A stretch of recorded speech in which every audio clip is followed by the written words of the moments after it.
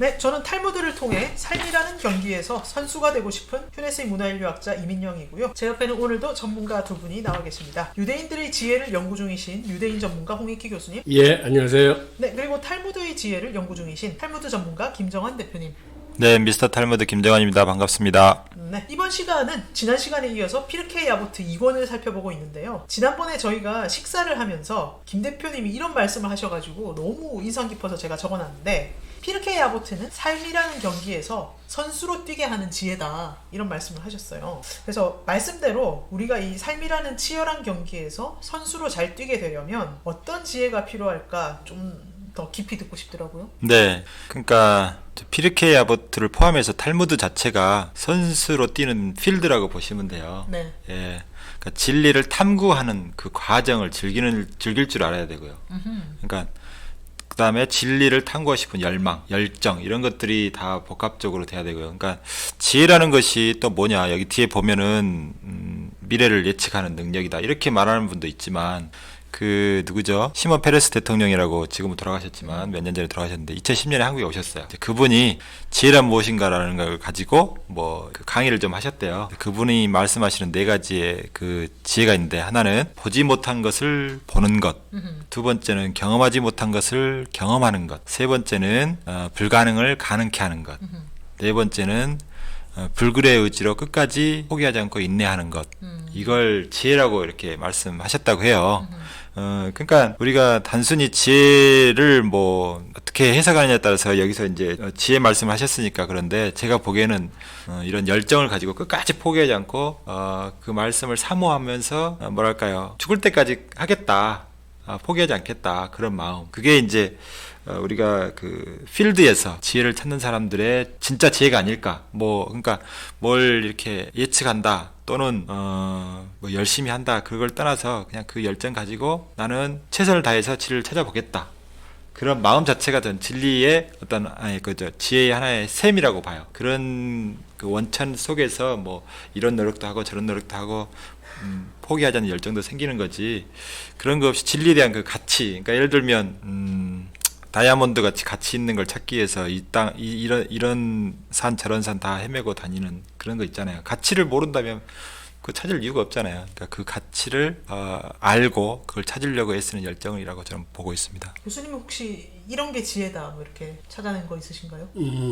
지혜라는 거는 사실은 평상시에 우리가 습득하기보다는 뭔가 실패를 해서 어떤 좌절과 절망성에 빠졌을 때, 즉 고난과 고통 속에 있을 적에 그런 걸 통해서 깨달음을 얻는 것 같아요. 유대인의 전체 역사가 그런 것 같은데. 맞아요. 네. 그게 인간적으로도 성숙되는 거지만 그거는 개인에만 국한되는 게 아니고 민족도 마찬가지예요.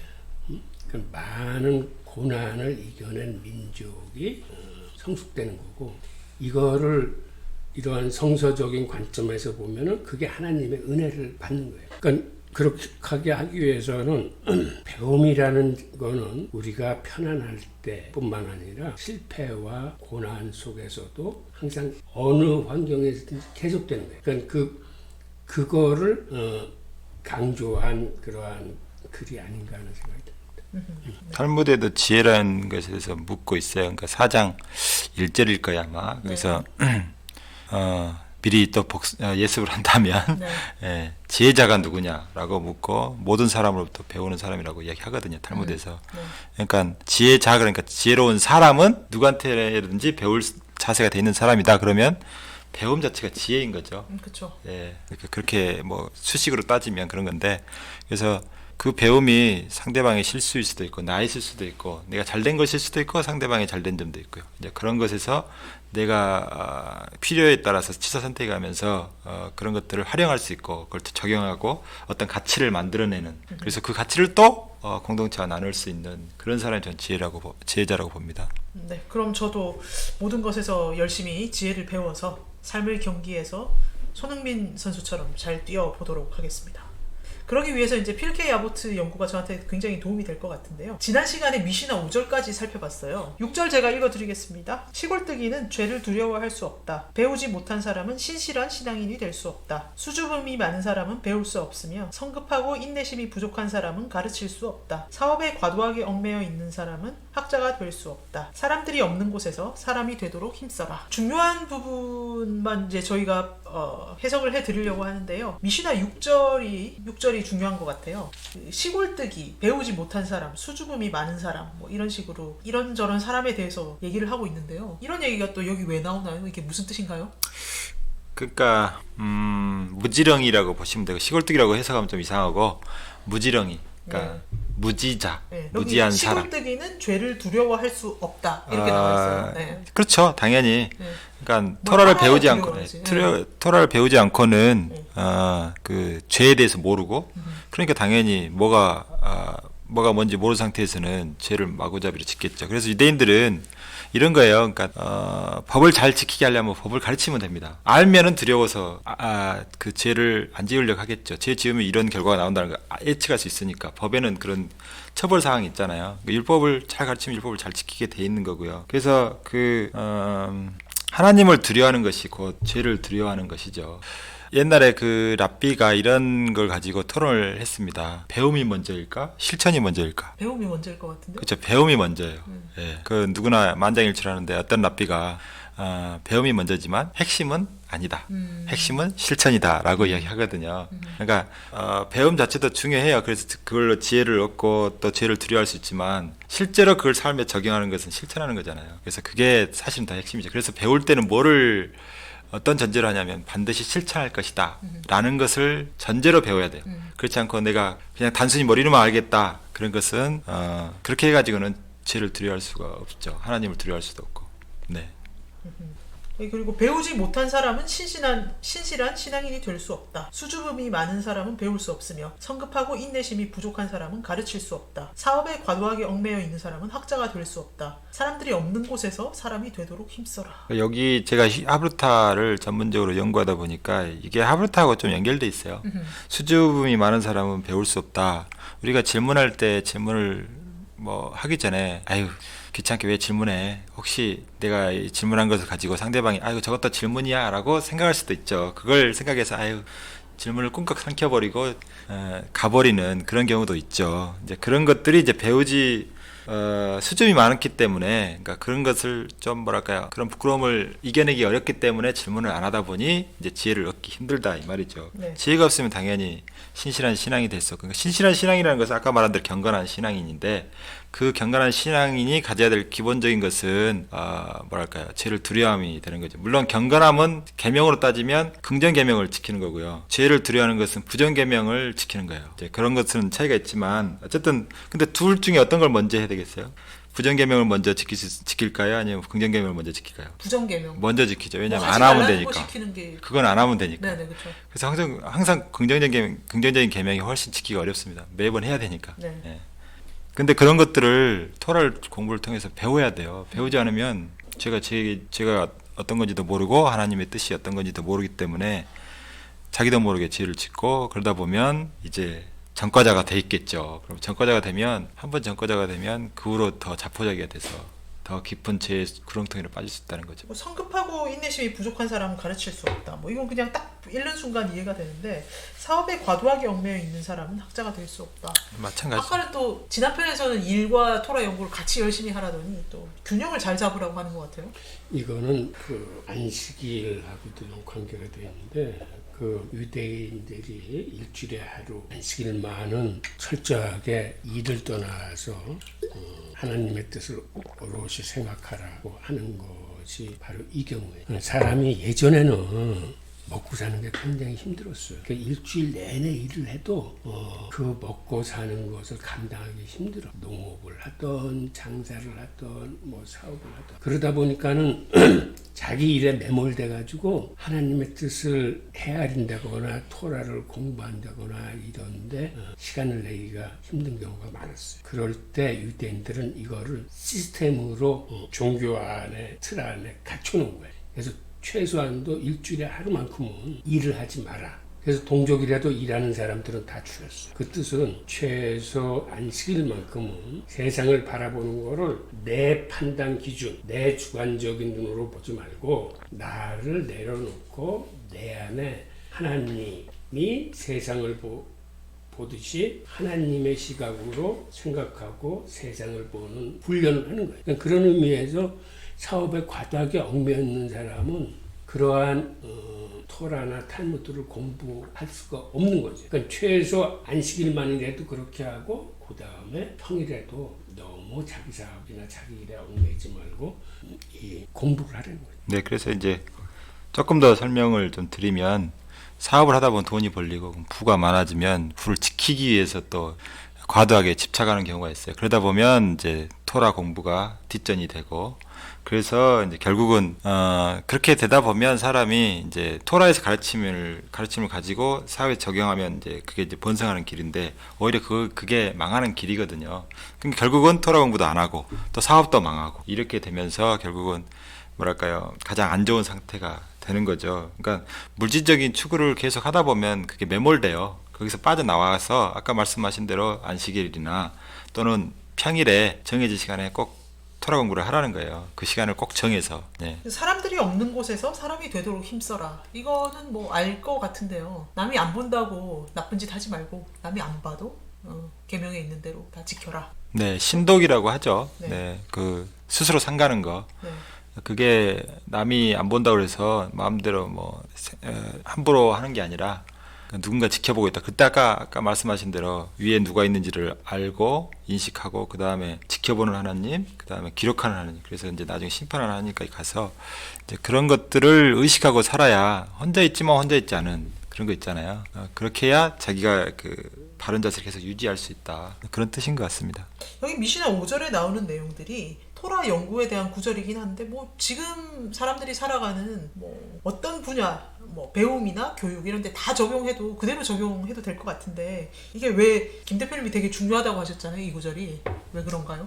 배움 때문에 그렇죠. 배움.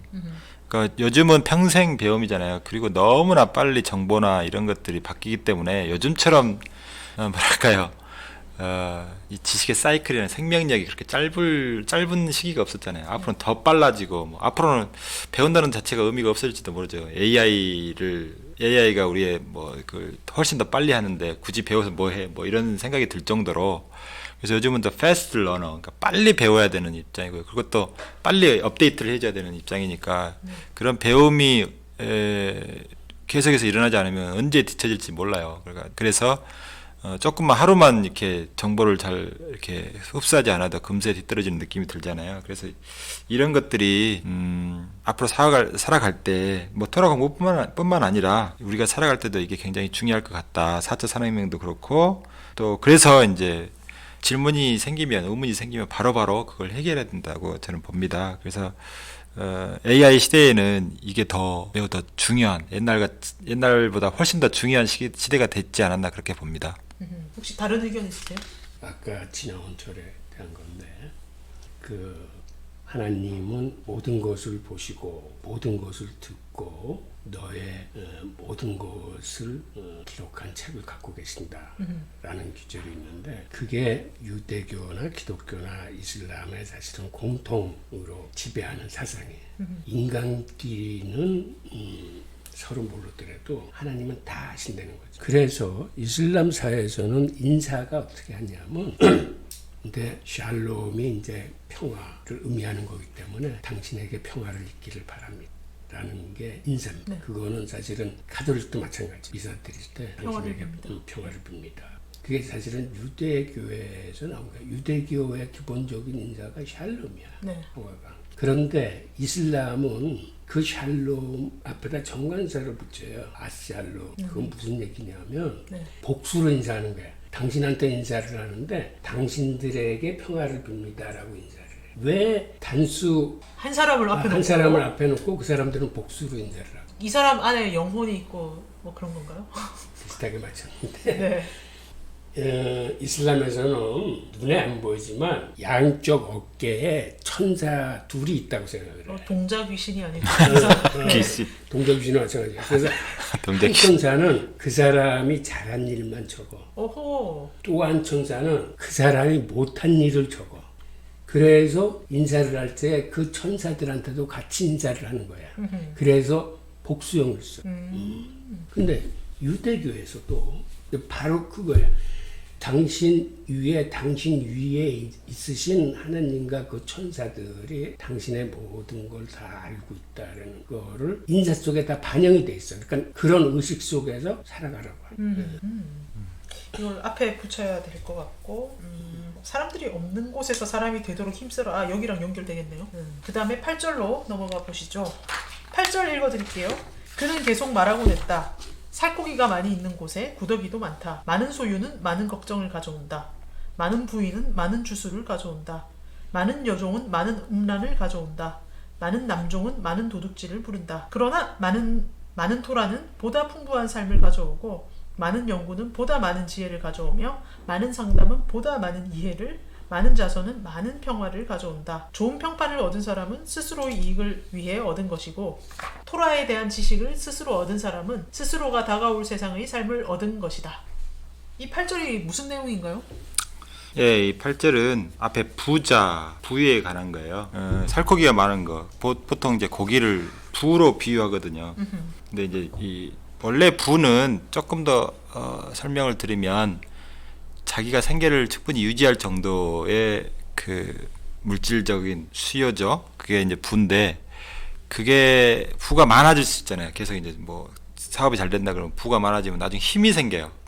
그러니까 이때의 힘은 뭐냐면 상대방으로 하여금 영향력을 내가 상대방한테 그 영향력을 미칠 수 있는 상태가 돼요.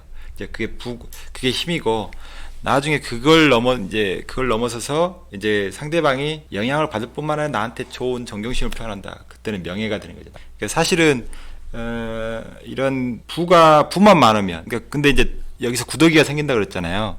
구더기가 생긴단 말은 쌓아놨다는 거예요. 부를 쌓아만 놓고 고기를 쌓아만 놓으면 썩잖아요.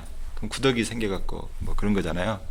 마찬가지로 그런 소유가 많으면 또한 걱정이 많아지죠. 근데 이제 이런 부가 많아질 때 썩지 않게 하려면 어떻게 할 것이냐.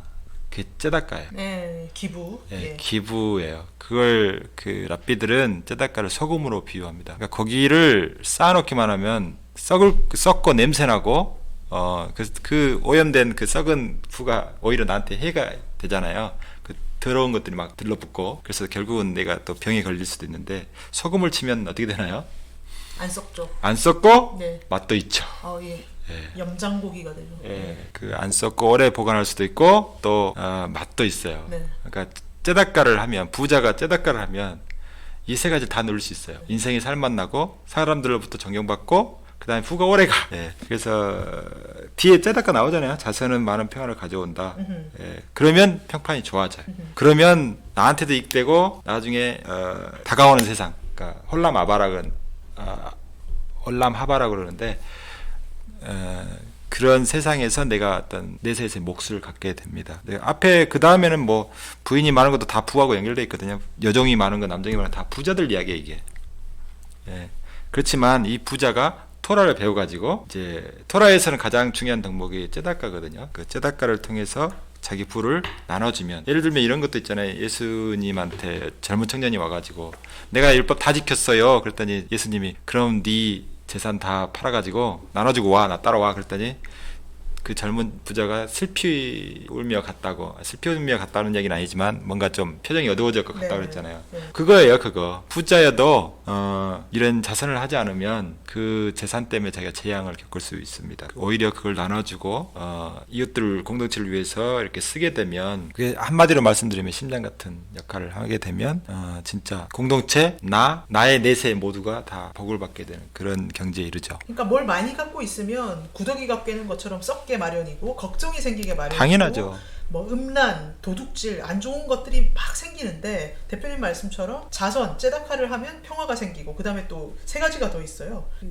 많은 연구를 하면 지혜가 더 생기고 상담을 하면 또 이해가 생기고 토라를 더 공부하면 풍부해지고. 당연하죠. 예, 그냥 물질을 쌓아놓는 게 아니라 토라를 공부하면서 연구를 하면서 상담을 하면서 자선을 해야 이게 썩지 않고 그럼요. 예, 도움이 된다 이런 얘기네요. 예. 근데 저는 이 서술 방식이 되게 재밌는 게 뭐뭐 해라 하지만 이게 아니라 많으면 요렇게 되고 근데 요게 있으면 요렇게 되고 그냥 논리적으로 인과적인 설명을 해서 이게 되게 재밌는 것 같아요. 네네. 근데 누가 부자냐 이렇게 물어볼 수 있잖아요. 그러면 돈이 많은 사람만 여기 해당되고 돈이 없는 사람은 여기 해당 안 되느냐, 가난한 사람 안 되느냐 그게 아니고요. 네. 탈무드에서 말하는 그 부자는 이것도 사장 1절에 나와요. 네. 그러니까 뭐 우리가 말하는 중산층으로 하려면 현금 10억, 뭐 부동산 2채, 뭐 이렇게 강남에 뭐 아파트 한 채 정도는 있어야 중산층으로 취급 당할 수 있다. 네. 그런데 그러면은 그거 아닌 사람 뭐예요? 그게 아니라 탈무드에서 말하는 부자는 누가 부자인가 묻고 이렇게 답하죠. 자기 분수에 만족하는 사람. 이 부자인 거예요? 네, 부자인 거예요. 그러니까 자기 분수를 알아야죠. 네. 예, 근데 중요한 건 또 분수를 어떻게 알아? 그렇죠. 근데 이때 분수는 감사하는 사람이 자기 분수를 아는 거예요. 내가 이거 어떤 사람은 100만 원 가지고도 아유 불만을 얼마든지 토로할 수 있고 1000만 원, 100억을 가져도 불만 있으면 얼마나 많죠. 근데 단 100원을 가져도 감사합니다. 그럼 만족하는 거예요, 그게. 감사하는 마음을 가지고 있는 사람. 그래서 하나님이 나한테 100만 원을 주든 100원을 주든 뭐 어떤 식으로든 내가 감사를 표한다면 그 사람은 그 분수에 만족하는 거예요. 그러면 네. 그러면 나는 부자인 거예요. 예. 그런 내용이 피르케이 아보트 4장에 있는 거예요? 예. 그래서 여기서 말하는 여기 살코기 뭐 소유 부인 여정 남정 이거는 진짜 말 그대로 진짜 부자인 거고요. 네. 우리도 부자가 될 수 있다는 이야기 말씀을 이런 드리고 걸 싶어요. 가지지 않아도. 그렇죠. 네네네. 그래서 똑같이 토라 연구를 해가지고 자선을 하고 뭐 이러면 이 세상에서도 사람들한테 존경받고 내세에서도 그 몫을 갖는다 그런 뜻이죠. 경제사를 연구하시는 홍익희 교수님 어떻게 생각하십니까?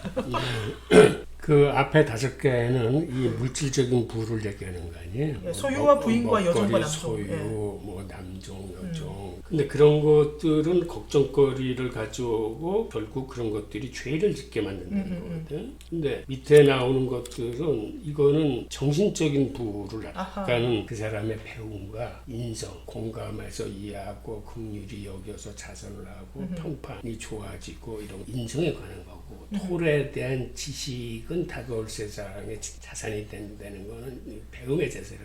이건 정신적인 부는 이게 바로 하나님께 가까이 가는 길이지. 하나는 세상에서 타락과 부패로 이끌 가능성이 큰 거고 하나는 그 배움이나 인성을 통해서 하나님께 한 발짝으로 더 가까이 갈 수 있는 그런 것들을 구체적으로 이렇게 나열해 놓은 것 같아요. 그래서 정신적 부와 그 물질적 부를 좀 나눌 수가 있다. 이렇게 볼 수도 있다. 네. 토라가 영적인 책이니까요. 영적인 뭐랄까요 소득 이렇게 보는 게 맞고요. 그러니까 이제 이 세상에 우리가 이제 영혼과 육체로 돼 있다고 여기 창세 당시에도 그렇게 돼 있잖아요. 흙으로 사람을 빚었고 하나님이 입김을 불어넣음으로써 생명이 됐다 그러니까 그 생명에 해당되는 거 소프트웨어라고 해야 되나요? 네. 하드웨어와 소프트웨어가 만난 건데 그때 이 소프트웨어는 소프트웨어대로 그 하나님에 속해 있기 때문에 하나님을 늘 갈구하고요. 이제 육체는 흙으로 되어 있기 때문에 땅의 것을 갈구해요. 땅의 것이 뭐냐면 여기서 잘 먹고 잘 사는 거 여기서 말하는 거죠. 그리고 이 땅의 것이기 때문에 땅의 법칙에 따릅니다. 그러니까 엔트로피 제2법칙. 네. 그러니까 계속해서 네. 질서가 무너지는 방향으로. 그러니까 우리는 낡아가는 연력학 제2법칙. 네. 엔트로피 제2법칙에 따라서 우리는 계속 나가잖아요. 근데 육체는 그게 늘 자기 한계인 거죠. 아무리 뭐 잘 먹고 잘 살아도 시간이 지나면 계속해서 우리는 낡아가고 늙어가고 그걸 늦추기 위해서 우리는 돈을 쌓아야 되고 그러다 보니 남한테 베풀기보다는 남한테 뭔가 가져와야 되고 뭐 이렇게 해서 서로 싸우게 되는 거죠. 근데 영혼은 그럴 이유가 없거든요. 이 법칙에 속하지 않기 때문에 영혼이 존재하기 때문에 그래서 신을 닮은 영혼은 늘 베풀고자 하고 땅을 닮은 육체는 계속 베풀기보다는 착취하고자 하는 거죠. 이런 싸움이 계속 일어난다는 거죠. 그런데 이런 영의 어떤 이런 것을 앞세우면 그게 다 해결된다는 거예요, 사실은. 그러니까 토라를 배운다는 것은 그 영적인 가치를 추구하고 그럼으로써 육체를 복속시키는 거죠. 육체의 소욕을 복속시키면서 육체의 소욕도 다 나중에 만족하게 되는 거예요. 왜냐하면 사람들이 모여들고 그런 비즈니스 잘 되고 그러면서 내 생계도 다 유지되는 거죠. 그런 지혜를 가르쳐 주려고 하는 구조이다. 저는 그렇게 보고 있습니다. 그리고 토라에 대한 지식을 스스로 얻은 사람은 스스로가 다가올 세상의 삶을 얻은 것이다라는 구절이 있는데 여기서 다가올 세상이라는 게 뭔가요? 내세인가요? 아니면 그냥 개인의 미래 뭐 이런 건가요? World to come이라고 이제 영어로는 얘기인데요. World to come. 네, World to come. 그러니까 다가올 세상. 그러니까 내세라고 주로 이야기해요.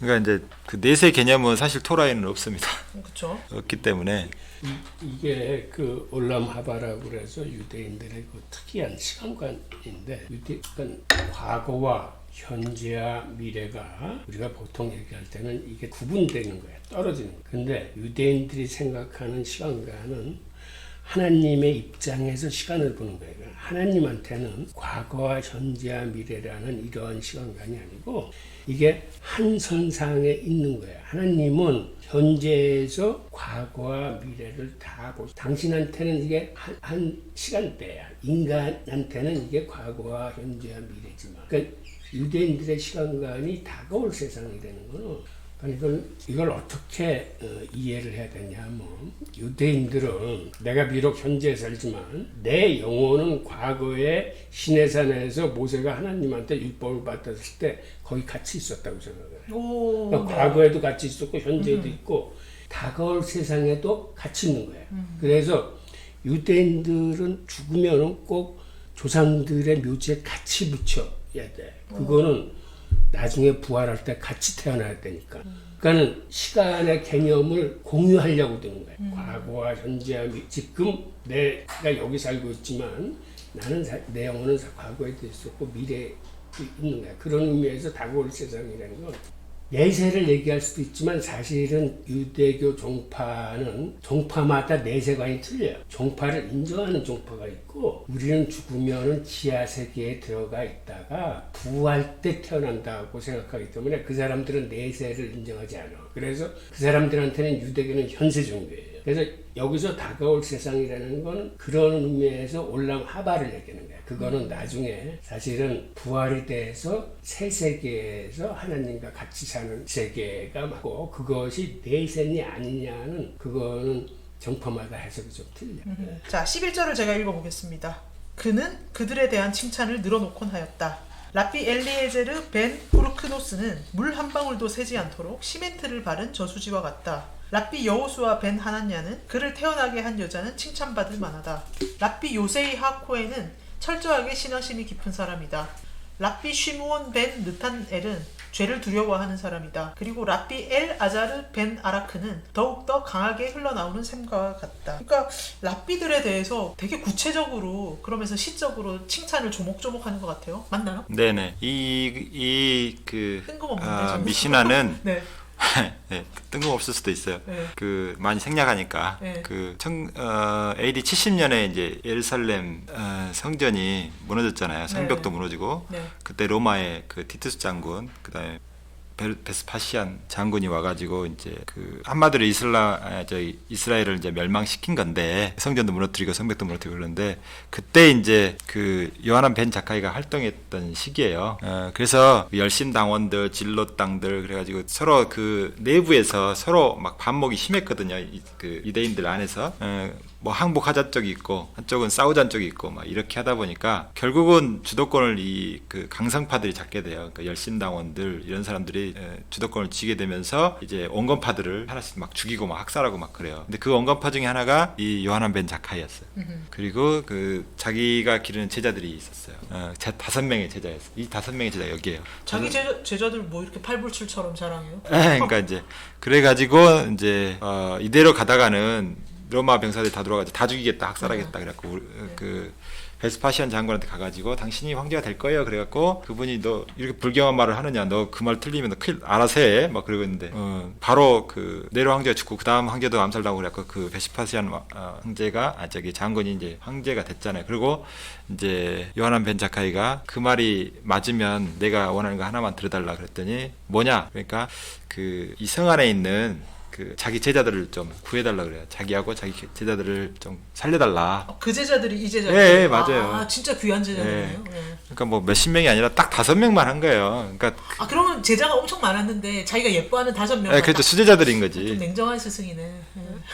다 살릴 수는 없으니까 너무 많으면 위협이 되니까 오히려 그 안 들어줄 수 있잖아요. 그야말로 목숨을 건 딜이었네요. 예, 그래가지고 그분 이제 나중에 이제 함락시키고 나서 그 요하난 벤 자카이하고 그 5명의 제자들이 야부네로 옮겨가요. 야부네에서 자기들끼리 또 학교를 세워가지고 제자들 키워가지고 나중에 이제 그 랍비 유대교가 계속 전달되도록 했던 사람입니다. 그 중에 이제 그 랍비 엘리에제르 벤 후르크노스, 뭐 요사 벤 하나냐, 요세이하 코헨, 시몬 벤 느타넬, 랍비 엘 아자르 벤 아르크, 뭐 이런 사람 5명의 제자들이 있었는데 그 중에 가장 뛰어난 제자가 마지막 제자예요. 엘 아자르 아르크 벤 아르크. 벤이란 말은 아들이란 뜻이고 뒤에는 아버지 이름이에요. 아르크의 아들 엘 아자르, 뭐 이런 뜻이에요. 그래서 각자 그 제자들의 특성을 이렇게 설명하고 있는데 한 방울도 이제 엘리에제르 벤 후르크노스는 물 한 방울도 새지 않도록 시멘트를 바른 저수지와 같아. 그 말은 뭐냐면 당시에도 시멘트가 있었나요? 그러니까 석회, 예. 석회처럼 네. 그 물 저장고를 만들 때 밑에 석회를 다 발라갖고 물이 새지 않도록 하거든요. 그러니까 이때는 시멘트가 아니라 석회로 말하면 될 것 같아요. 네. 그만큼 기억력이 좋았다는 거예요. 기억력이 네. 하나도 세지 않을 만큼 배운 것은 전부 다 암기하고 있을 정도로 대단한 사람이었고, 랍비 여호수아 벤 하나냐는 그를 태어나게 한 여자는 칭찬받을 만하다. 이때 여호수아 벤 하나냐의 그 장점이 뭐냐면 인성 성품이 좋다는 뜻이에요. 세 번째 랍비 요세이하 코에는 철저하게 신앙심이 깊은 사람이다. 이때 경건한 신앙심이 좋아서 경건한 사람을 얘기하고요. 네 번째 랍비 시몬 벤 느타넬은 죄를 두려워하는 사람이다. 이것도 하나의 경건인데 그 나중에 책의 해석에 나와요. 그러면 경건한 사람은 뭐고 죄를 두려워하는 사람은 뭐냐? 경건한 사람은 적극적으로 긍정 계명을 지키려고 하는 사람이고, 죄를 두려워하는 사람은 부정 계명을 더 잘하는 사람을 이야기해요. 그리고 마지막 하이라이트는 랍비 엘 아자르 벤 아르크는 콸콸 강하게 샘솟아 오르는 샘과 같은 사람이다. 이런 사람인데 이 사람은 배움의 깊이가 남다른 사람이다. 그런 뜻이에요. 첫 번째하고 좀 비교되는데 엘리에제르 벤 후르크노스하고 여기는 깊지는 않아요. 근데 방대하게 알아. 각 다시게. 하지만 깊이는 좀 떨어지고. 근데 랍비 엘 아자르 벤 아르크는 넓이 박학 다시게 하지는 않지만 깊이 알아요. 어떤 사안에 대해서. 그 뿌리를 막 다 뽑아버릴 정도로 깊이 이제 공부한 사람을 이야기하고요. 네, 그렇게. 근데 피르케이 아보트가 그 뭐 선조들의 윤리, 뭐 지혜 이런 건데 이런 5명에 대해서 칭찬 잔뜩 써놓은 걸 왜 우리 후손들이 읽어야 되며 여기서 우리가 뭘 얻을 수 있을지 잘 모르겠어요. 네. 뒤로 가면 네네. 이 각각의 랍비들이 다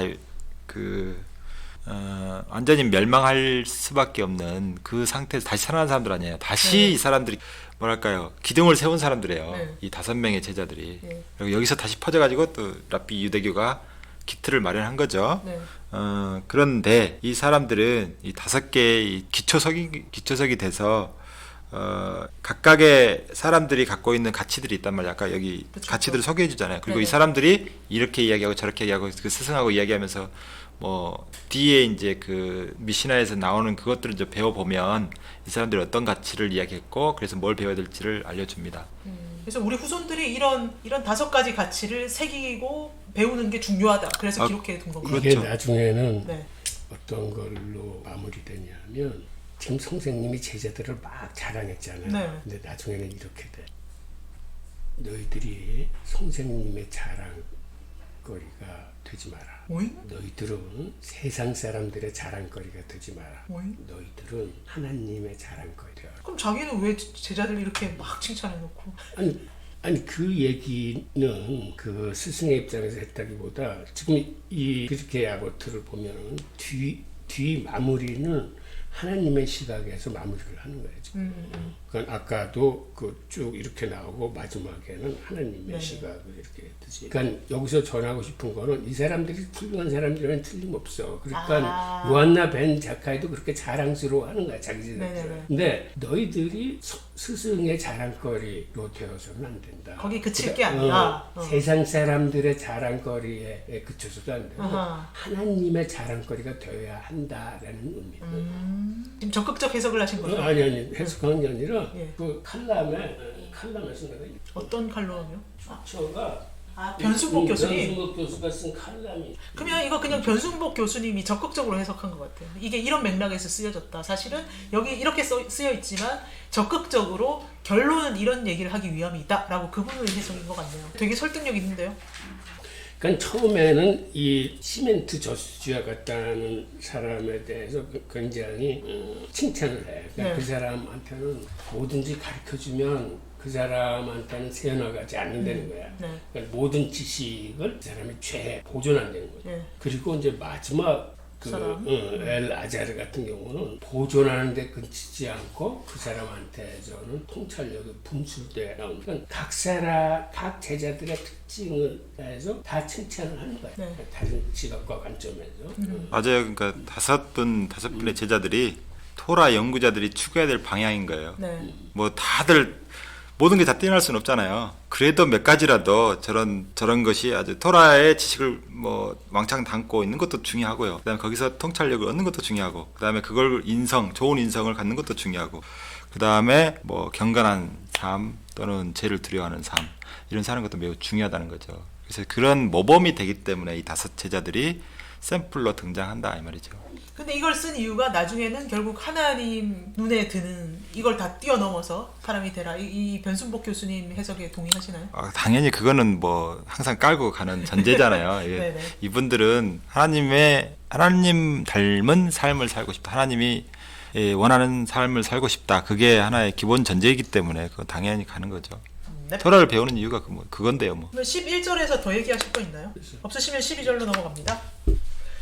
읽어볼게요. 그러니까 요하난 벤 자카이는 말하곤 했다. 만약 이스라엘의 모든 현인들이 저울의 한쪽 위에 서 있고 엘리에제르 벤 후르크노스는 저울의 다른 한쪽에 서 있다면 그는 다른 모든 이들보다 더 무거울 것이다. 아바 샤울은 그러니까 요하난의 이름을 걸고 말했다. 만약 엘리에제르 벤 후르크노스를 포함하여 이스라엘의 모든 현인들이 저울의 한쪽 위에 있고 랍비 엘 아자르 벤 아르크가 다른 쪽 위에 있다면 그는 다른 모든 이들보다 더 무거울 것이다. 그러니까 누가 중요하고 누구보다 더 중요하고 뭐 이런 것처럼 보이는데 이게 또 뜬금없는데 이런 거 있어요? 예. 그러니까 이게 서로 상호 보완적이다는 이야기를 이렇게 하는 거예요. 어떤 게 뛰어나다, 네네. 어떤 게 덜 뛰어나다 그게 아니라, 그러니까 여기서 같은 말이에요. 그러니까 요하난 벤 자카이가 엘리에제르 벤 후르크노스가 다른 모든 현인들을 다 합친 것보다 뛰어나. 그리고 또 뭐 아바 샤울은 뭐냐면 요하난의 이름을 걸고라는 뜻이 아니고 자기 스승 요하난 벤 자카이의 말을 인용해서 이렇게 말했다는 거예요. 그러니까 네. 표절이 아니야.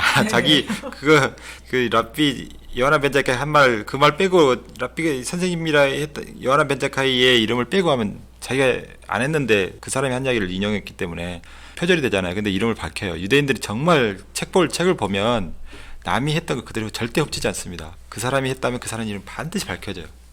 마찬가지예요.